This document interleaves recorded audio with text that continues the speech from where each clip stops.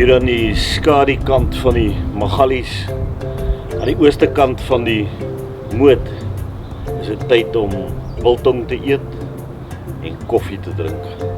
En jy kan ook die 1 Mei hierdie heerlikheid kom geniet van biltong eet en koffie drink en vele ander dinge doen.